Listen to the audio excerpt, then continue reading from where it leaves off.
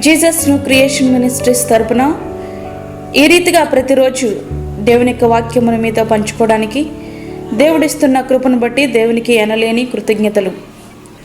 పరిశుద్ధ గ్రంథములో ప్రకటన గ్రంథము 21వ అధ్యాయము 8వ వచనం. పిరికివారును, అవిశ్వాసులను, అసహ్యులను, నరహంతకులను, వ్యభిచారులను, మాంత్రికులను, విగ్రహారాధికులను, అబద్ధికులందరూ అగ్ని గంధకములతో మండు గుండములో పాలు పొందుదురు. ఇది 2వ మరణము. ఆహారము, వస్త్రాలు, గృహము, ఈ 3 మనిషికి ప్రాథమిక అవసరాలు. కానీ నేటి దినాల్లో వీటన్నిటినీ మించిపోయింది సెల్ ఫోన్. మన జీవితంలో ఒక విగ్రహంగా మారిపోయింది. దేవుని ఆరాధించడానికి దేవుని మందిరానికి వెళ్ళినటువంటి నీవు ఆరాధన మధ్యలో మొబైల్ పట్టుకుని బయటికి వెళ్ళిపోతున్నావంటే దాని అర్థం ఏమిటి?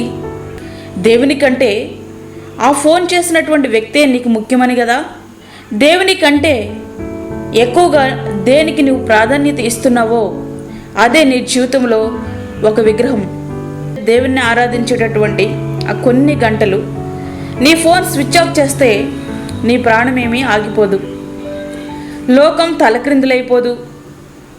నీవు అంత తీరికలేని వ్యక్తివి, బిజీ పర్సన్ అయితే మందిరానికి వచ్చిన దేవుని నువ్వు ఆరాధించలేవు. నీ అంత బిజీ పర్సన్ దేవునికి అవసరం లేదు కూడా. దేవుని మందిరానికి బైబిల్తో కాకుండా సెల్ ఫోన్తో వెళ్ళే వారి సంఖ్య రోజు రోజుకి పెరిగిపోతుంది. ఆ సెల్ ఫోన్లో బైబిల్ ఉండొచ్చు, కాదనను, అది ప్రయాణాల్లో ఉపయోగించుకోవాలి. లేకపోతే ఎక్కడైనా ఖాళీ దొరికినప్పుడు బైబిల్ చేతిలో లేకపోతే నువ్వు మొబైల్లో బైబిల్ చదువుకోవచ్చు. కానీ బైబిల్ చేతిలో ఉంటే అవమానమేమో అన్నట్టుగా ఏం చేస్తూ ఉన్నారంటే బైబిల్ చేతిలో పెట్టుకోవడానికి సిగ్గుపడుతున్నారు. ఒక విషయం గుర్తుంచుకో, నీవు యవ్వనంలో ఉన్నప్పుడు బైబిల్ నువ్వు మోస్తే నీ వృద్ధాప్యం అందు అది నిన్ను మోస్తుంది. నీ చేతిలో సెల్ ఫోన్ ఉంటే అదేమి అంత గొప్ప విషయం కాదు, కానీ నీ చేతిలో బైబిల్ ఉంటే మాత్రం నీవు గర్వపడాల్సిన విషయం. దేవుని మహిమకు అవమానం కలగని రీతిలో నీ సెల్ ఫోన్ వాడుకో, కానీ అదే నీ జీవితంలో ఒక విగ్రహంగా మారనివ్వకు. అది విగ్రహంలా మారితే నీవు విగ్రహార్థికుడిలా మారిపోతావు. విగ్రహార్థికులు అగ్ని గంధకములతో మండు గుండములో పాలు పొందుదురు. ఇది 2వ మరణమని బైబిల్ గ్రంథంలో స్పష్టంగా రాయబడి ఉంది. కనుక ప్రియమైన విశ్వాసి, ప్రియ స్నేహితుడా, సెల్ ఫోన్ నువ్వు విగ్రహంగా పెట్టుకున్నావా? లేకపోతే దేవుని కంటే ఎక్కువగా దేన్నైనా ప్రేమిస్తున్నావా? ఈ సమయంలో ఒక్కసారి నీవు పరీక్షించుకో. దేవుని వాక్యం వింటున్నటువంటి నీవు ఈ యొక్క వాక్యము నీలో ఫలించులాగన ఈ వాక్యాన్ని నెమరు వేసుకో. ఎందుకంటే దేవుని వాక్యము సజీవమైనది, బలము కలిగినటువంటిది. కనుక ఈ యొక్క శక్తి కలిగినటువంటి వాక్యము నీలో పనిచేయాలి. ఒకవేళ ఈ యొక్క వాక్యము పనిచేయట్లేదు అంటే అర్థమేంటి? వాక్యం చెప్తున్న వారిలోనైనా తప్పు ఉండాలి, లేకపోతే బైబిల్ అయినా తప్పు ఉండాలి. ఓకే, వాక్యం చెప్తున్న వారిలో తప్పు ఉండొచ్చు, కానీ బైబిల్ వాక్యం మాత్రం తప్పు కాదు. అది శక్తివంతమైనది, జీవము కలిగినటువంటిది. కనుక ఈ జీవము కలిగినటువంటి వాక్యాన్ని నీ హృదయంలో భద్రపరచుకో.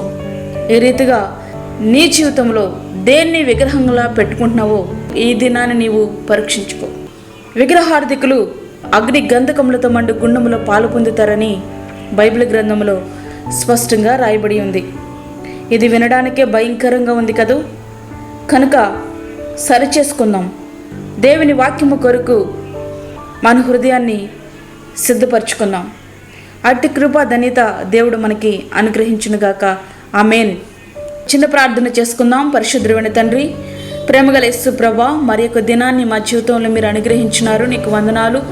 ఈ దినమంతా తోడుగుండండి. ప్రతి విధమైన శోధన, కీడు, ప్రమాదముల నుంచి మమ్మల్ని తప్పించండి. మాకు నీ కాపుదలు అనుగ్రహించండి ప్రభువా. ఎటువంటి చీకటి దాడి మా మీద లేకుండా నీ అమూల్యమైన రక్తం కింద మమ్మల్ని భద్రపరచండి. రాజ్యానికి స్తోత్రాలు చెల్లించుకొంచున్నాం. నీ అమూల్యమైన రక్తం కింద మీరు మమ్మల్ని భద్రపరచండి. యేసయ్యా నీకు వందనాలు, స్తోత్రాలు. బలహీనులుగా ఉన్నామని బలపరచండి. దూరదేశంలో నీ బిడ్డలకు నీ కాపుదలను అనుగ్రహించండి, భద్రతను అనుగ్రహించండి. నీ సన్నిధిని దయచేయండి ప్రభా, నీకు స్తోత్రాలు చెల్లించుకొంచున్నాం. అలాగే తండ్రి, బలహీనులుగా ఉన్న వారిని బలపరచండి. వృద్ధులను, చంటి బిడ్డలను మీరు జ్ఞాపకం చేసుకునండి. నీ కాపుదల, నీ భద్రత ప్రతి బిడ్డకు మీరు అనుగ్రహించండి.